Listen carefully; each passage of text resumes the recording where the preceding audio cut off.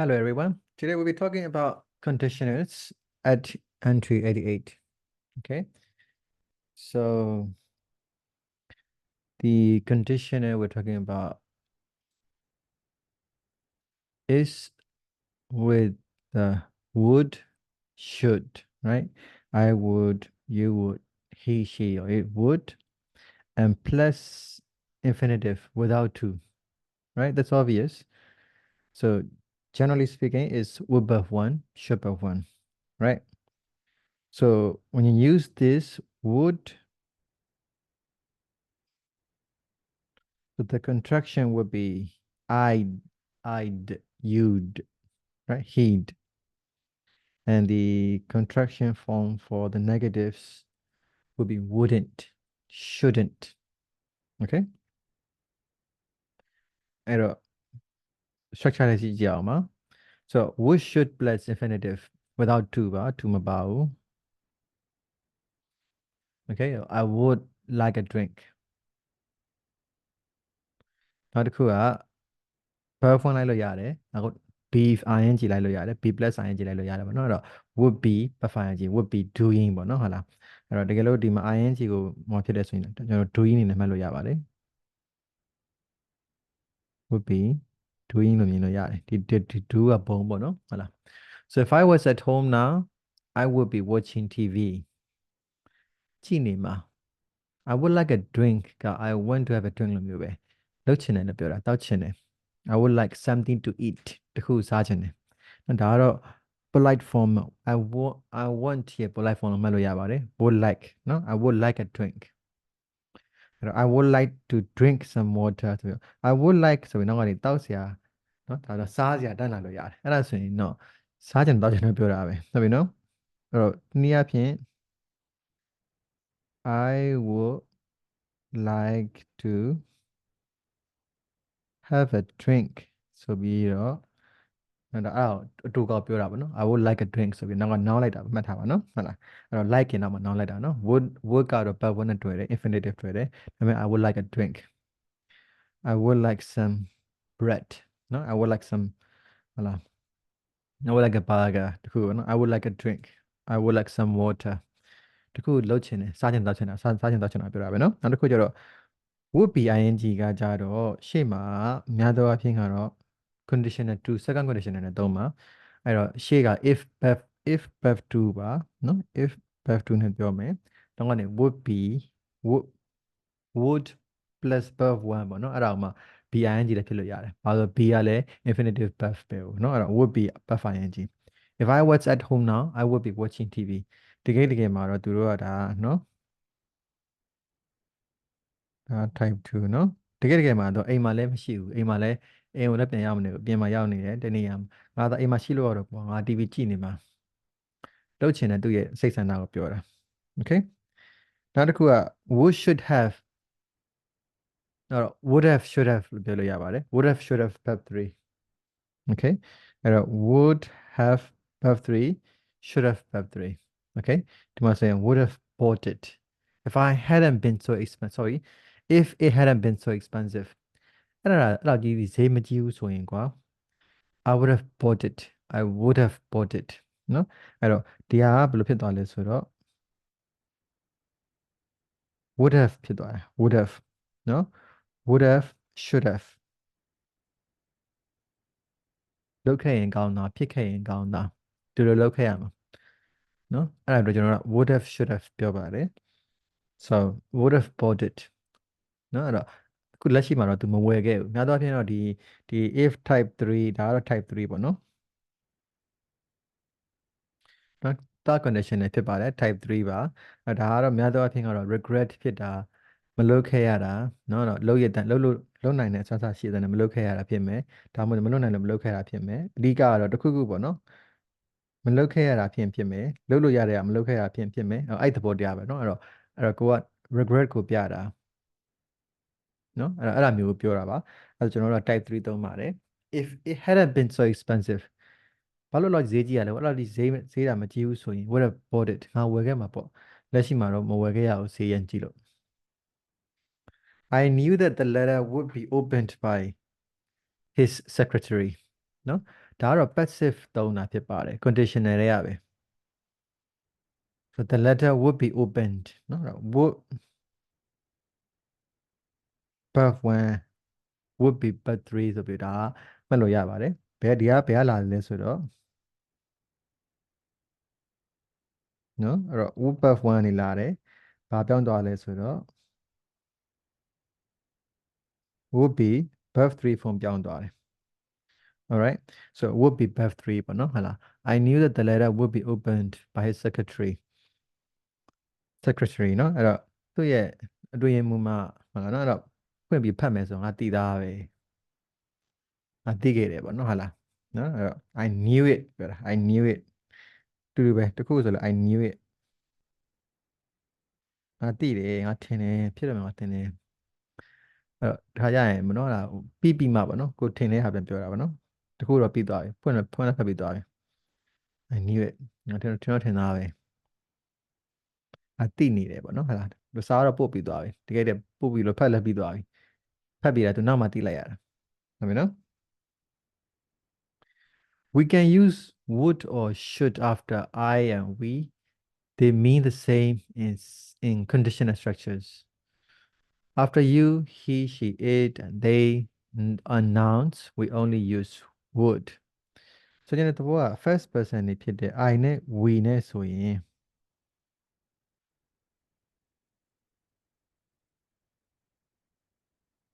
ဟုတ်ပြီနော်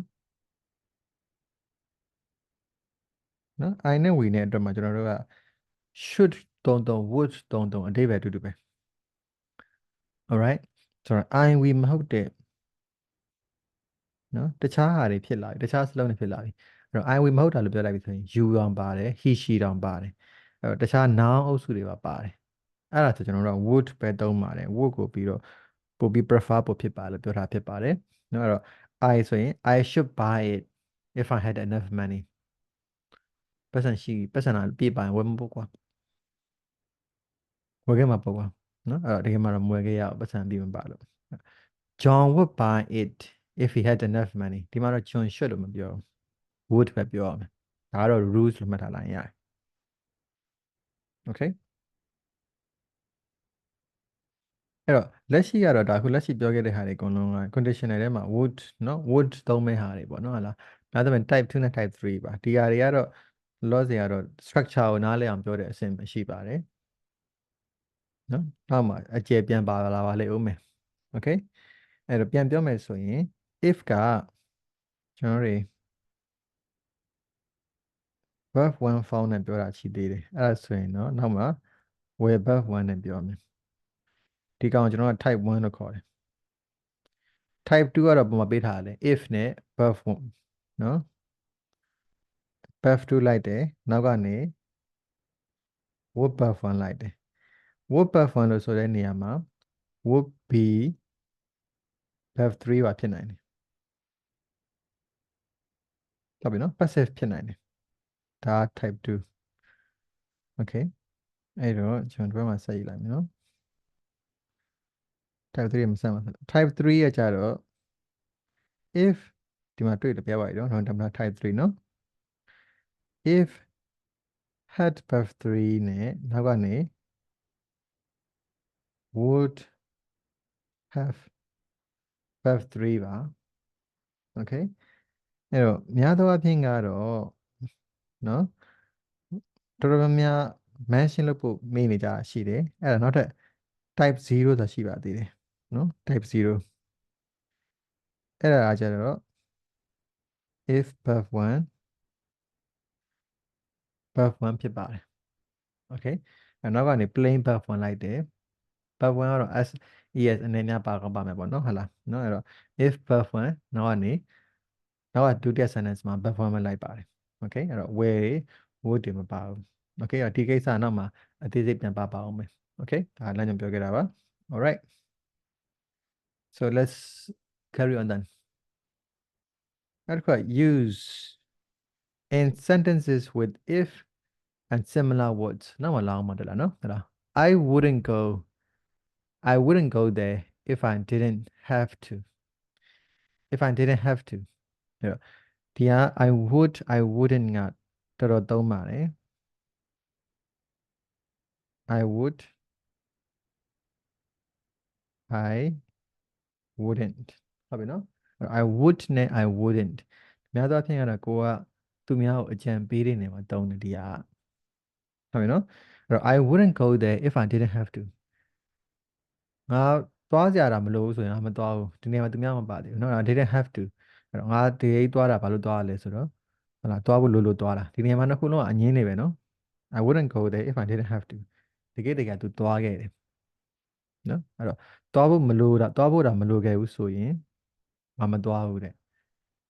တကယ်သွားဖို့လိုခဲ့တယ်ဒါကြောင့်သူသွားခဲ့တယ်နော်အဲ့နောက်တစ်ခုကဒီ phone ထဲမှာနာမည်ကြီးတယ် I wouldn't do this if I were you okay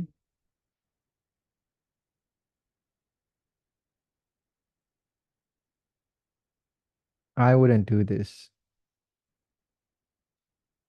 နော် if I were I wouldn't do this if I were you ငါသာမင်းဆိုမလုပ်ဘူးငါသာမင်းနေရဆိုရင်မလုပ်ဘူးအဲ့တော့ကိုတကယ်ကြီးမလုပ်တာပြောတာဖြစ်နိုင်တယ်လို့မျိုးပဲသူများတော့ဒါတစ်ဖက်လည်းနဲ့အကြံပေးရလည်းဖြစ်နိုင်ပါတယ်အဲ့ဒီအတွက်လည်းဒါတော်တော်သုံးပါတယ်ဒီ structure ဟုတ်ပြီနော် I would do this if I were you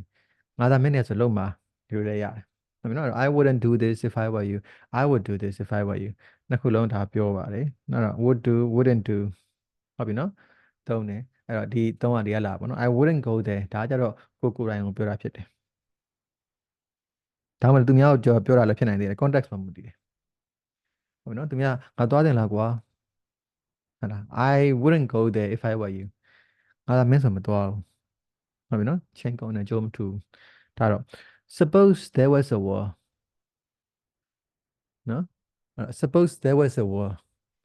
what would you do okay suppose there was a war ဆိုကြပါစို့ကွာ there was a war စစ်ဖြစ်ပါပြီတဲ့မင်းဘာလုပ်မလဲသူများကိုအကြံပေးနော်သူများကိုဒါအကြံတောင်း suppose နဲ့မေးပါတယ်နော်တော့နော် there was a war အဲ့တော့ဒီမှာ would သုံးလာတဲ့ sentence တွေမှာနောက်တဲ့ second clause မှာ tense တွေတစ်ချက် cue ဆိုင်နော်ဟုတ်ပြီနော်အဲ့မှာများသောအားဖြင့်ဘာပဲလိုက်မလဲ past tense ပဲလိုက်ရမယ်နော်ဟဲ့လားအဲ့တော့ suppose there was a war နော်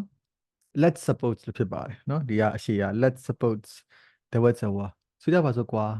ဒါပေမဲ့ spoken မှာကျွန်တော်တို့အဲ့လိုမျိုးပြောလိမ့်မရှိဘူး suppose လို့တိုင်းပဲပြောရများတယ် suppose နောက်နေ subject verb လိုက်တယ် would လာတယ်ဟုတ်ပြီနော်အဲ့တော့ suppose there was a war ဟုတ်ပြီနော်အဲ့ထားပါတော့ဘယ်လိုလုပ်မလဲနော်ဟုတ်လားနော် suppose if you are in my place in my shoes what would you do လွယ်မေးလို့ရတော့နော်ဟုတ်လားဒါနံပါတ်1တစ်ခုပါနောက်တစ်ခုကနံပါတ် B in reported speech ဒီမှာ reported speech တွေကတော့ direct indirect ပေါ့နော်လွယ်ပြမယ်ဆိုရင်ဟုတ်လားနော် to show that somebody said share or word I said that I should need help okay အဲ့တော့ဒီမှာ share word ဆိုတာကြတော့နော် share word နဲ့အဓိပ္ပာယ်တူတဲ့ဟာနဲ့ပြောထားတာပါ I said that I should need help ဒါလေးဘယ်လိုဘာသာပြန်မလဲငါပြောခဲ့တယ်ဘာပြောရလဲအဲ့တော့တရားဆိုရင်အကူအညီလိုကောင်းလိုမယ်လို့ပြောခဲ့တာပြောတာ။အော်အဲ့ဒါဘာနဲ့တွတ်တယ်လဲ I will need help နဲ့တွတ်တူတယ်။ဟုတ်ပြီနော်။အဲ့တော့ I will တော့ဒီကတော့direct indirect မှာဆိုရင်ကျွန်တော်တို့ကverb 1 form နေဆိုရင် present form နေဆိုဘာပြောင်းပေးရဆို past form ပြောင်းပေးရတယ် verb 1နဲ့ verb 2ပြောင်းပေးတာအဲ့လိုမျိုးဟာရှိတာပေါ့နော် structure ရှိတာပေါ့အဲ့တော့ဒါက share will ရဲ့နော် past form နေနဲ့သုံးထားတယ်အဲ့တော့ I should need help ရှေ့မှာ I said that I should need help okay he told me that everything would be all right အဲ့တော့မူရင်း sentence က everything will be all right ဟုတ်နော် everything will be all right နော်ဒါတော့သူပြောတဲ့စကားကိုတစ်ဆင့်ပြန်ပြောတာဆို he told me that everything would be all right okay နောက်တစ်ခုက future in the past နော်ဒီအသုံးလေးကမှတ်ထားပါဒါလေးက level မြင့်တဲ့အယူအဆလေးဖြစ်ပါတယ် advanced level အယူအဆဖြစ်ပါတယ်ဒီဟာ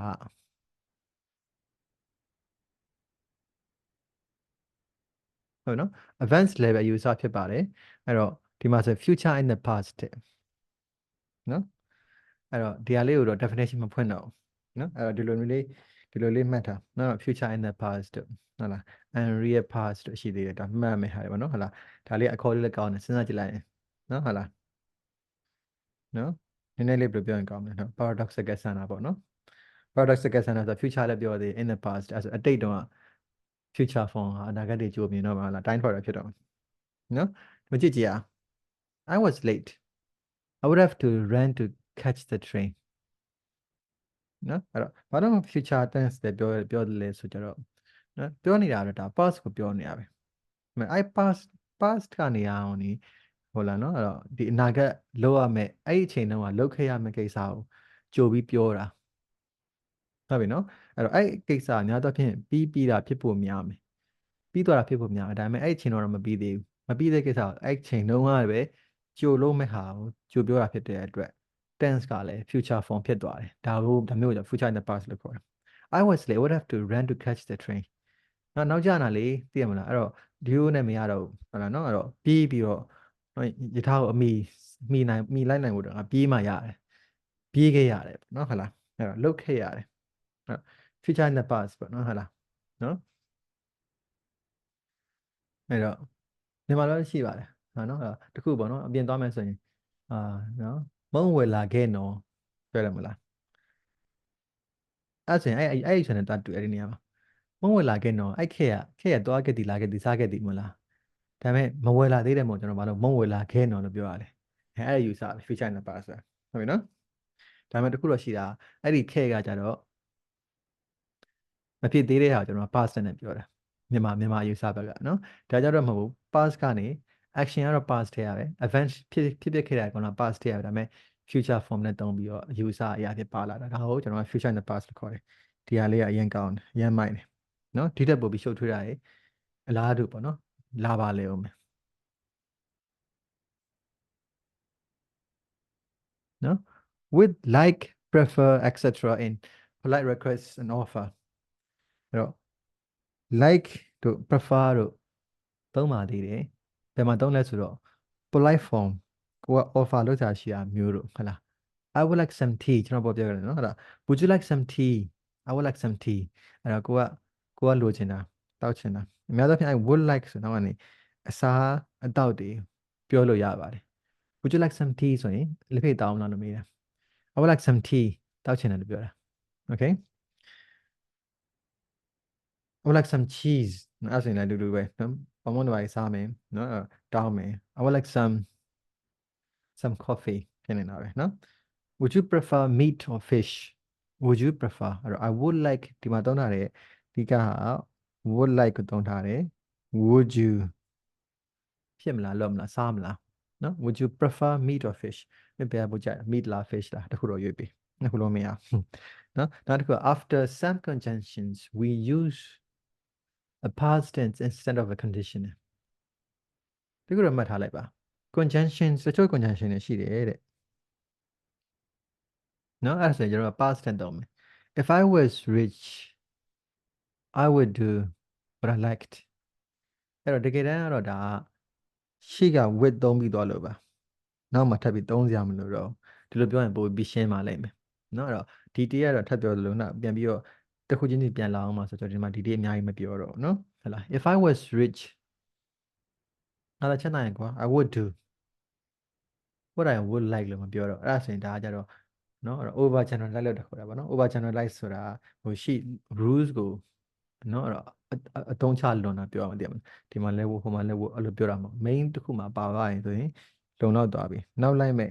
ဟလာနော် conjunction နဲ့ခံလာပြီဆိုရင်ကျွန်တော်တို့ကအဲ့ဒါနော်ရိုးရှင်းပဲ past tense လိုက်လို့ရပါတယ်နော် note that the word conditioner can have another meaning it is used not only for structure wish infinitive but also for a kind of clause or sentence with if အဲ့တော့ if ရတခြားအသုံးနဲ့ရှိသေးတယ်တဲ့လာအောင်ပါ okay ဒီမှာကတော့ sentence ကိုရှင်းတာတော့ဒီမှာလောလောဆယ်လုံလောက်သွားပြီပြည့်စုံသွားပြီလို့ပြောလို့ရပါတယ်เนาะတကယ်တမ်းကတော့သူ့ရဲ့ structure ရသွားပြီဘာဆက်လုပ်ရမလဲဆိုတော့ဒီ structure တွေကျွန်တော်တို့ base လုပ်ပြီးတော့เนาะဟလာဆက်ပြီးတော့လေ့လာမှာဖြစ်ပါတယ်ဒါတွေပြန်ပြီးကိုယ့်အနေကိုရေးမယ် rules တွေကိုတစ်ချက် queue စိုက်ဖို့လိုပါလိမ့်မယ် okay ဒီလိုအဲ့လိုမျိုးစိတ်ဝင်စားလို့ရေးထားတာရှိမှဆိုရင်လည်းကျွန်တော်တို့ဒီမှာနော်အဲ့တော့ comment box တွေမှာလာပြီးတော့ပြလို့ရပါတယ် okay အဲ့တော့ဒီ TV တွေ sorry ဒီ video တွေရဲ့အောက်မှာနော်အဲ့တော့ပြလို့ရပါတယ်သင်ခန်းစာနဲ့တွဲမှတ်မိတာပေါ့နော်အဲ့ဆိုရင် alright ဒီကနေပြန်ပြီးတော့စစ်ပေးပါမယ်ကြည့်ပေးပါမယ် okay so that's about this one okay thank you